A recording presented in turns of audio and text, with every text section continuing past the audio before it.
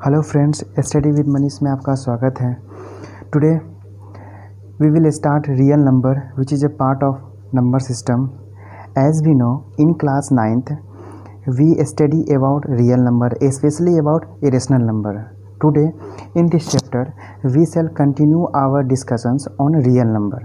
Okay, we begin with two important results, namely Euclid's division lemma and the fundamental theorems of the arithmetics. Okay, ये दोनों theorem start करने से पहले एक बार real number को फिर से हम रिकॉल करेंगे, रिवाइज करेंगे, क्योंकि बहुत से स्टूडेंट क्योंकि ये जो रियल नंबर है ये क्लास 9th में हम लोग बहुत डिटेल से पढ़े थे। तो जिन स्टूडेंट जो इसको भूल चुके हैं तो उसको फिर से एक बार इसको क्या करते हैं, रिमाइंड करते हैं। उसके बाद हम लोग जो यूक्लिड डिवीजन लेमा है इस चैप्टर का जो मेन टॉपिक है वो है Euclid divisions lemma and the Euclid divisions algorithm. इसको हम लोग पढ़ेंगे। बट रियल नंबर जब पढ़ रहे हैं इसमें रियल नंबर के बारे में ज़्यादा नहीं दे रखा है, क्योंकि क्लास 9th में हम लोग इसको अच्छे तरीके से पढ़ चुके हैं, इसलिए। लेकिन हम चाह रहे हैं कि रियल नंबर को एक बार फिर से रिवाइज कर लें ताकि इस चैप्टर को पढ़ने में और आसानी हो। ओके, ये जो रियल नंबर है ये इन सारे नंबर से मिलके बना है, जो है रेशनल नंबर, इरेशनल नंबर्स। फिर रेशनल नंबर को हम दो पार्ट्स में डिवाइड कर दिए हैं, फ्रैक्शनल नंबर, इंटीजर्स। फिर इंटीजर्स दो नंबर मिलके बन गया है, negative integers and the whole numbers. फिर है होल नंबर्स को हम लोग दो पार्ट्स में ये डिवाइड किए, zero and the natural numbers है ना। ये डायग्राम हम इसलिए बना दिए क्योंकि ये जो सारे स्टूडेंट को डायग्राम के माध्यम से याद रखना बहुत आसान होता है, इसलिए ये डायग्राम हम इसको बना के इसको रिप्रेजेंट कर रहे हैं। आप लोग भी इसको नोट डाउन कर सकते हैं। ये बहुत ही आसान तरीके से जैसे ये रियल नंबर है, रियल नंबर को ये इतने सारे नंबर मिला के ये रियल नंबर होता है।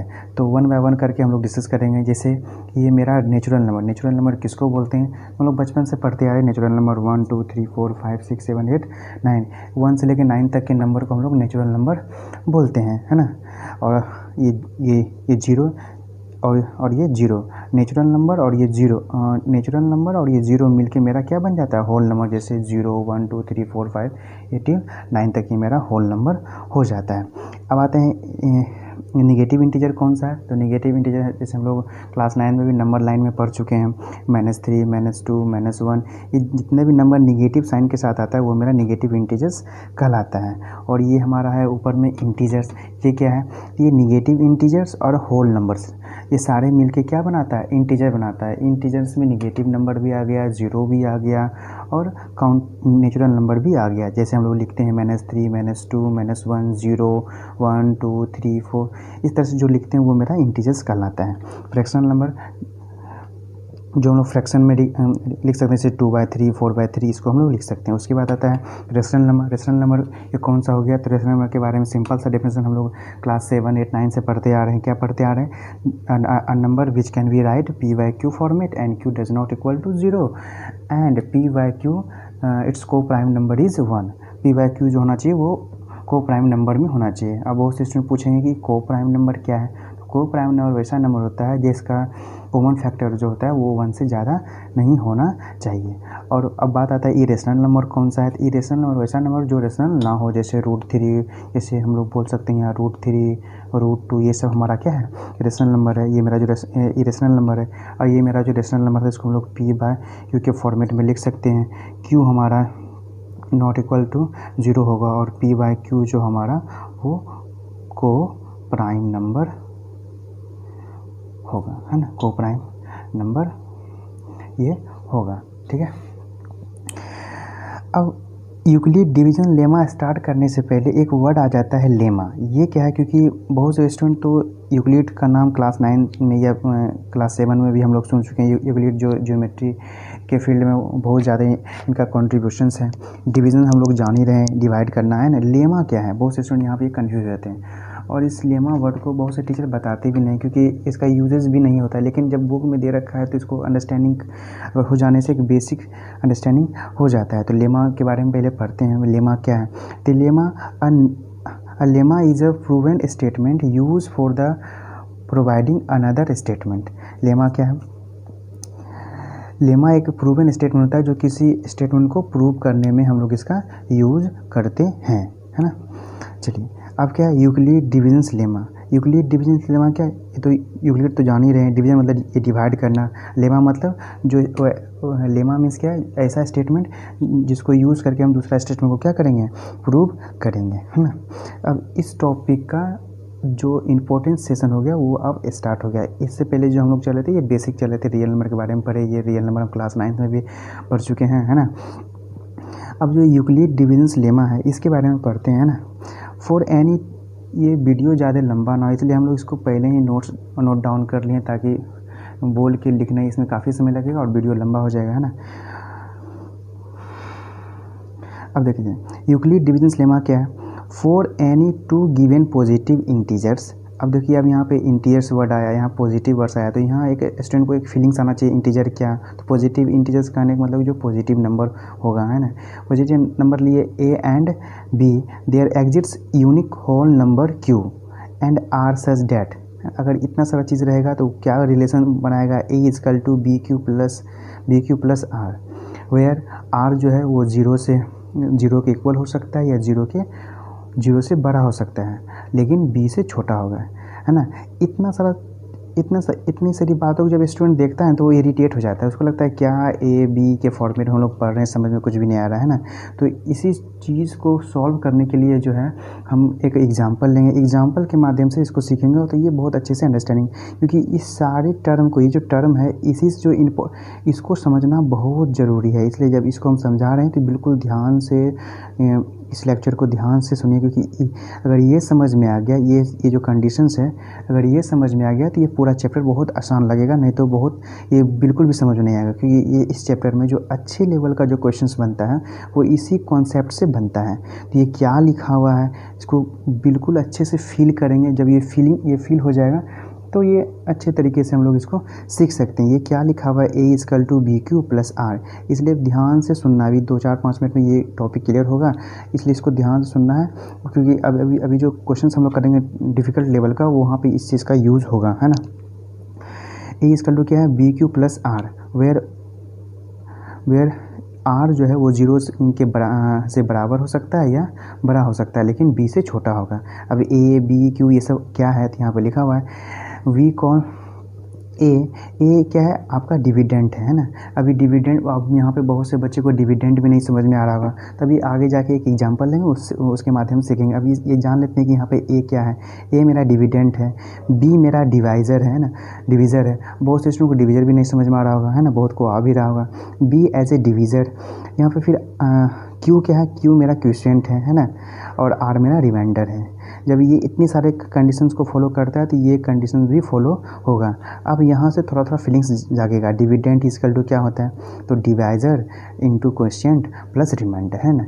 ये और अच्छे से समझ में आए इसके लिए हम एक एग्जांपल लेते हैं। एक एग्जांपल यहाँ पे लिए, लेकिन स्पेस नहीं है, इसलिए दूसरे वाले पेज में हम लोग इसको देखते हैं, है ना। चलिए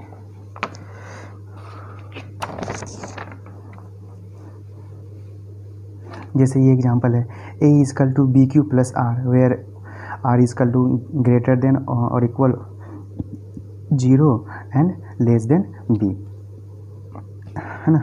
चलिए इसे हम एक एग्जांपल लिए, ये मेरा 9 को 2 से डिवाइड किया, है ना, इतना सारा कंडीशंस आया।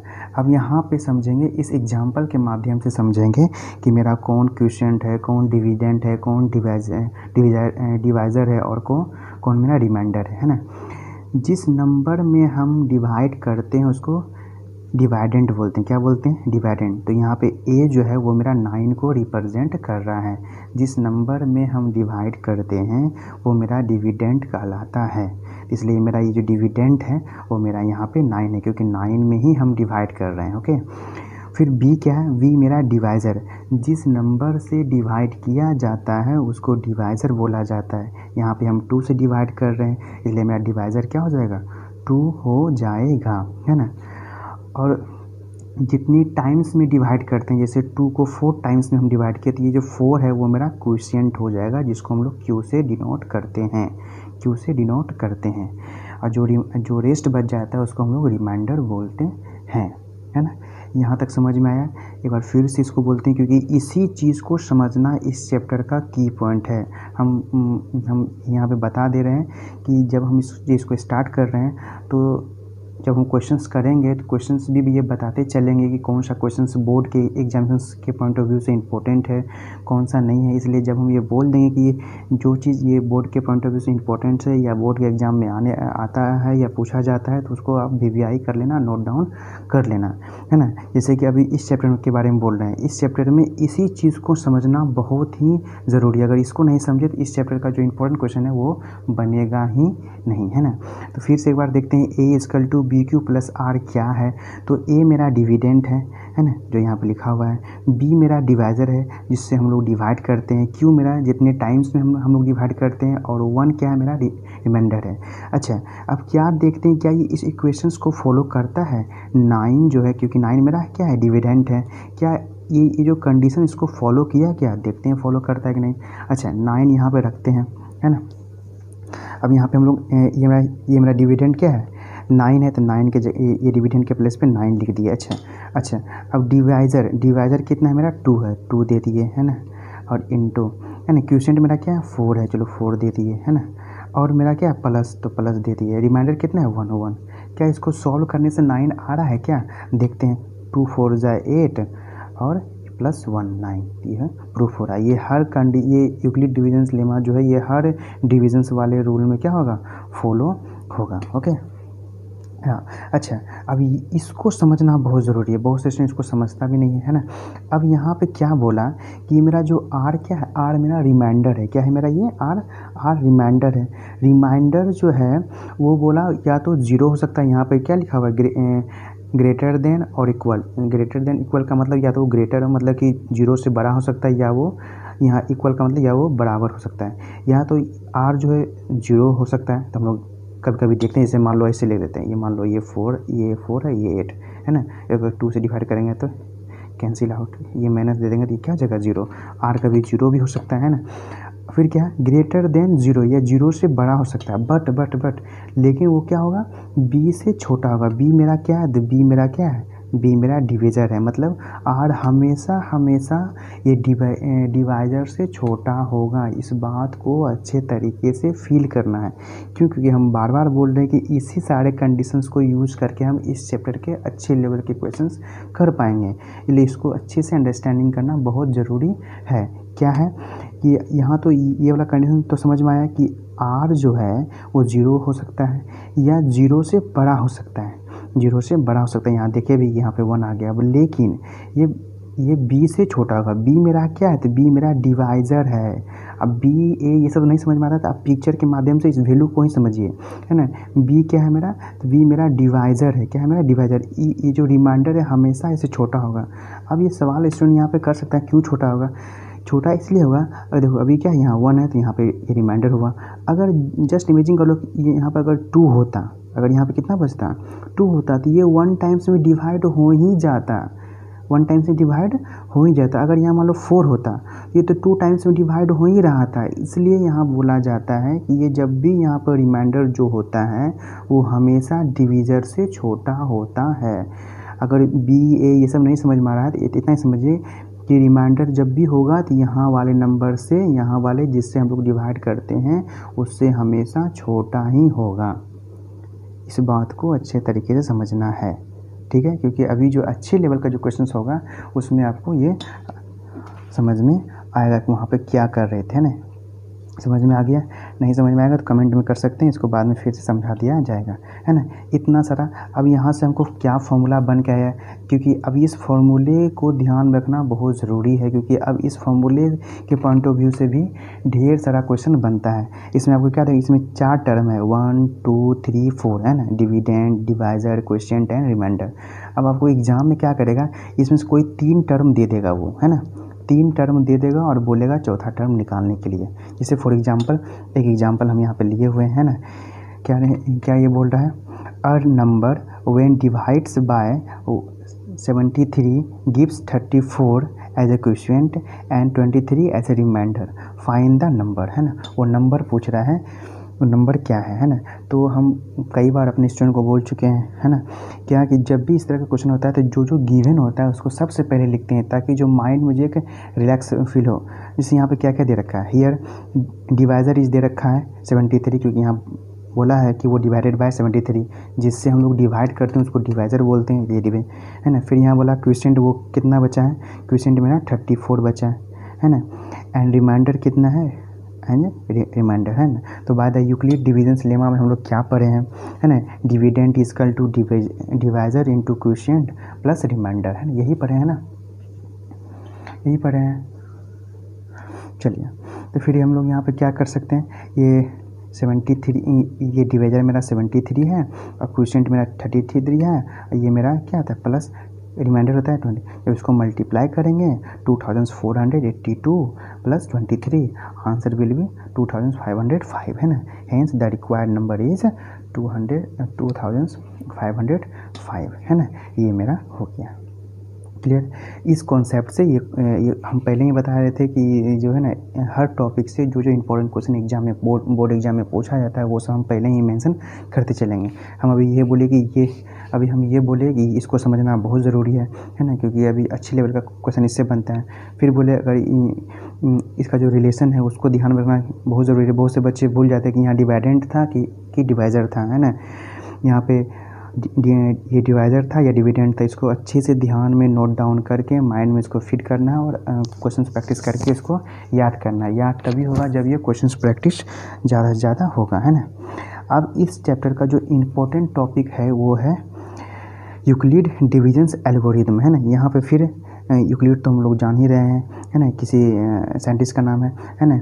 और ये मेरा डिवीज़न जान ही रहे हैं। एल्गोरिदम फिर एक नया टर्म आ गया, है ना, जैसे अब इसका एल्गोरिदम को बहुत अच्छे से जानते हैं ये क्या है ना। एन एल्गोरिदम, अब क्या है कि बहुत से स्टूडेंट या बहुत से स्कूल में इस टर्म को समझाया ही नहीं जाता है, इसलिए अगर बहुत से बच्चे को लग रहा है कि सर ये क्या बता रहे हैं, बिल्कुल 2 मिनट ध्यान से सुन सकते हैं, क्योंकि ये बुक में दे रखा है, ये बहुत इंपॉर्टेंट है। जब ये सारी चीज़ों को हम जानते हैं तो एक अच्छा वाला फीलिंग्स आता है, एक ऐसा लगता है कि हाँ कॉन्सेप्ट क्लियर है ना। आज का वीडियो कॉन्सेप्ट बिल्डअप करने पर ही है। नेक्स्ट वीडियो में हम लोग जो है ढेर सारा क्वेश्चंस करेंगे, पूरा कंप्लीट एनसीईआरटी का सॉल्यूशंस करेंगे, ईच एंड एवरी क्वेश्चन, है ना। चलिए, एल्गोरिथम क्या है, तो an algorithm is a series of well defined steps which gives a methods of the solving a certain types of the algorithm. अभी क्या है, एक वेल डिफाइंड सीरीज होता है ना, जो स्टेप बाय स्टेप फॉर्मेट में होता है और हम लोग इसका यूज़ करते हैं किसी चीज़ को सॉल्व करने में, किसी प्रॉब्लम को सॉल्व करने में। एक बार फिर से पढ़ते हैं, an algorithm is a series of the well defined steps. ये एक वेल डिफाइंड स्टेप होता है जिसको हम लोग किसी भी क्वेश्चन को सॉल्व करने में करते हैं। फॉर एग्जाम्पल जैसे देखते हैं क्या है, इस 9 है, 9 को 4 टाइम्स में क्या किए, डिवाइड किए, तो 9 4 8 और ये मेरा 1 बन जाता है। क्या एक वेल डिफाइंड स्टेप्स हैं, तो ये मेरा एल्गोरिथम में ही इसको हम लोग बोल सकते हैं, जिस चीज़ को हम लोग जो is a series of the well defined steps, है ना, जो हम किसी प्रॉब्लम को सॉल्व करने में यूज़ करते हैं, है ना। चलिए, अब आते हैं हम लोग यूक्लिड डिविजन्स एल्गोरिथम, है ना।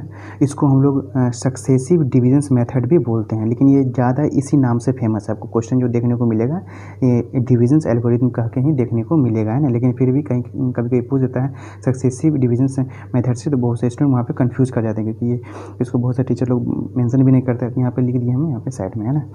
अब इसका डेफिनेशन देखते हैं।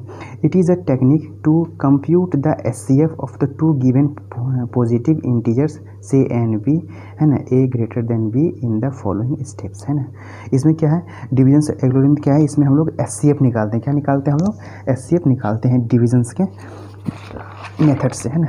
तो देखते हैं इसका तीसरा स्टेप, है ना, जैसे ये है ना, इसमें 3 स्टेप में हम लोग उसको देखते हैं। 3 स्टेप आपको ये देख के लग रहा होगा सर क्या लिख दिए, ए बी वो समझ में आता है, तो हम पहले ही बता रहे कि इसको समझना बहुत ज़रूरी है, इसलिए उसमें हम लोग जो स्टेप था उसको अच्छे से समझाएं और इसको भी देखते हैं। फर्स्ट स्टेज में क्या करते हैं, जैसे on dividing A by B, है ना, ए को हम लोग बी से डिवाइड करते हैं, and when we get the questions Q and the remainder are such that, फिर से वही इक्वेशन आया, है ना, ए इजकल टू हम लोग क्या बोलते हैं, ए मेरा डिविडेंट है, बी मेरा डिवाइजर है, क्यू मेरा क्वेश्चन है, प्लस रिमाइंडर, इसको सॉल्व करेंगे तो मेरा नंबर बनेगा। फिर से वही है, आर मेरा 0 के बराबर हो सकता है और 0 से बड़ा हो सकता है, बट बी से छोटा होगा, है ना। अच्छा, इसमें 3 स्टेप क्या है? ये तो पहला स्टेप में क्या करते हैं हम लोग डिवाइड करते हैं। सेकेंड स्टेप में अगर r मेरा 0 आ जाता है, अगर मेरा r 0 हो जाता है तो उस समय क्या होगा, a और b में b क्या है, b क्या है जिससे हम लोग डिवाइड करते हैं, b क्या है मेरा जिससे हम डिवाइड करते हैं। तो जब मेरा r 0 हो जाता है, बिल्कुल ध्यान सुनाइए, इंपॉर्टेंस लाइन है, जब मेरा रिमाइंडर 0 हो जाएगा तो उस समय जो डिवाइज़र होगा वो मेरा एचसीएफ कहलाएगा। क्या कहलाएगा? वो मेरा एचसीएफ कहलाएगा। जब रिमाइंडर मेरा 0 हो जाता है तो उस समय का जो डिवाइज़र होता है वही मेरा एचसीएफ कहलाता है। अब बहुत से बच्चे को अभी भी थोड़ा सा डाउट होगा, तो जैसे ही अब फिर एक एग्जांपल लेंगे, एग्जांपल के माध्यम से उसको समझेंगे, बहुत अच्छे से समझ में आएगा, है ना। लेकिन जब r 0 ना हो, जब रिमाइंडर 0 ना हो तब क्या करेंगे, तो फिर से उसको यहाँ पे अप्लाई डिविजन्स लेमा है ना, फिर से उसको हम लोग डिविजन्स स्टार्ट करेंगे। फिर से अब बच्चों को यहाँ पे डाउट होगा, सर क्या बोलती है ना, अभी थोड़ी देर वेट कर लो, अभी एग्जांपल लेंगे, बहुत अच्छे से समझ में आएगा, है ना। अब वो तीसरे स्टेप क्या करेंगे, तब तक हम उसको डिवाइड करते रहेंगे जब तक रिमाइंडर 0 ना आ जाए, तब तक उसको डिवाइड करते रहेंगे जब तक रिमाइंडर 0 ना आ जाए, है ना। तब जैसे ही अभी इसमें 3 स्टेप किए कि पहले 2 नंबर सेलेक्ट करते हैं या 2 नंबर दिया हुआ रहता है, उसमें जो है ना बड़े वाले नंबर में छोटे वाले नंबर से डिवाइड करते हैं ना, और तब तक डिवाइड करते रहते हैं जब तक r मेरा 0 ना आए। जब मेरा r 0 आ जाता है तो उस समय का जो डिवाइज़र होता है वही मेरा एचसीएफ कहलाता है। जैसे कि एग्जांपल लिए हैं, है ना, use Euclid algorithm to find the HCF of 272 and the 1032, है ना। ये 2 नंबर दे दिया, इसका एचसीएफ हमको निकालने के लिए बोला गया है ना। तो एक नंबर ले ली, जैसे ये 2 नंबर था, तो हम लोग पहले ही बोले थे कि है ना, छोटे वाले नंबर से बड़े वाले नंबर में क्या करते हैं, डिवाइड करते हैं। तो ये बड़ा नंबर मेरा 1032 है, छोटा वाला नंबर 272 है। अब इसको डिवाइड करते हैं ना, तो इसको 3 टाइम्स में लिए, 272 को जब 3 टाइम्स करेंगे तो 816 आएगा, है ना। तो कैरी मेरा कितना बच गया, 216 बच गया। तो रिमाइंडर तो 0 बचा नहीं, तो हम पहले ही बोले थे, है ना, यहाँ पे बोले थे ना कि जब मेरा रिमाइंडर 0 नहीं होगा तो इसको फिर आगे क्या करेंगे, फर्दर डिविजन्स लेमा से आगे बढ़ाते रहेंगे, है ना। फिर इसमें क्या है, जो रिमाइंडर बचता है उसको यहाँ से ऐसे करते हैं और पहले वाले नंबर को फिर लिखते हैं 272। बिल्कुल ध्यान से देखना, ये बचपन वाला डिविजन नहीं है, यहाँ से चेंज हो रहा है। जो रिमाइंडर बचता है उसको इस तरह करते हैं और जो पहले वाला जो है 272 उसको यहाँ लिखते हैं, ना। फिर देख रहे हैं ये 1 टाइम्स में जा रहा है ना, कितने टाइम में जा रहा है, ये 1 टाइम्स में जा रहा है ना। तो इसको माइनस करते हैं, फिर 56 आया तो रिमाइंडर फिर 0 नहीं आया, रिमाइंडर फिर मेरा 0 नहीं है। तो फिर जो इसको हम लोग ये ऐसे करते हैं और ये इस वाले नंबर को लिखते हैं, 216 को लिखते हैं। फिर 3 टाइम्स में करते हैं तो 168 आता है, माइनस करके 48 आता है। फिर देख रहे हैं मेरा रिमाइंडर 0 नहीं है, फिर इसको आगे बढ़ाएंगे, है ना। फिर इसको खींचेंगे यहाँ और ये 56 पहले वाले नंबर, पहले वाले डिविजर को हम लोग लिखते हैं हर कंडीशन में, है ना। लिख दिए 56, फिर इसको 1 टाइम्स में किए 48। फिर देख रहे हैं मेरा ये नहीं आया, है ना। फिर देख रहे हैं मेरा ये नहीं आया, है ना, 8 आया। फिर 8 को लिखते हैं और 48 को लिखते हैं 6 टाइम्स में। देखो यहाँ पर रिमाइंडर कैंसिल आउट, 0 हो गया। तो जिस समय मेरा रिमाइंडर कुछ नहीं बचता है, 0 बचता है, उसी समय जो मेरा डिवाइज़र होता है वही मेरा क्या होता है, एचसीएफ होता है। ये मेरा यहाँ पे 8 क्या हो जाएगा, इस दोनों नंबर का ये दोनों नंबर का जो मेरा एचसीएफ होगा वो क्या हो जाएगा, 8 हो जाएगा, है ना। क्या हो जाएगा, 8 हो जाएगा। अब यहाँ से फिर एक और जो हम लोग पहले बात कर रहे थे इंपॉर्टेंट क्वेश्चन है। अब यहाँ पे कुछ एक्सपेरिमेंट है, कुछ थ्योरम है, उसको देखते हैं ना। Some applications of the Euclid divisions lemma, है ना। ये थ्योरम है, so that every positive odd integer, बिल्कुल ध्यान से सुनना, odd integers is of the forms 6m+1, 6m+3, 6m+5 for some integers m, है ना। अब यहाँ पे क्या होता है, इस क्वेश्चंस को देख के बच्चे को बहुत टेंशन होता है क्या है, क्योंकि ये फीलिंग्स नहीं आता, ये फील नहीं हो पाती क्वेश्चंस क्या बोल रहा है, क्या करना है ना। तो हम पहले ही जब हम लोग ये जो यूक्लिड डिविजन्स लेमा बता रहे थे तो उसमें बताए थे कि ये क्या है, इसको कैसे समझना है ना। तो चलिए एक एग्जाम्पल ये है, इसको सॉल्व करते हैं ना, है ना। प्रूफ क्या करेंगे, ये मेरा प्रूफ है ना। प्रूफ में हम क्या किए, let n be the given positive odd integer, है ना। कोई n मान लिए पॉजिटिव, है ना, ऑन डिवाइडिंग बाय n, है ना। जब उसको डिवाइडिंग बाय n, जब उसको n से डिवाइड करते हैं, है ना, बाय 6, है ना। जब n में 6 से डिवाइड करते हैं, let m be the quotient and r be the remainder, है ना। अब बहुत से बच्चों को लगा ये सर क्या पढ़ दिए, है ना, लेकिन अब अभी जो बिल्कुल ध्यान से सुनते रहना, है ना, इसको देखेंगे। अब इसको फील करते हैं। जैसे हम पहले ही बोले थे कि ये जो मेरा है, ये मेरा 6m है, तो 6 मेरा क्या था, 1 मिनट रुक जाओ,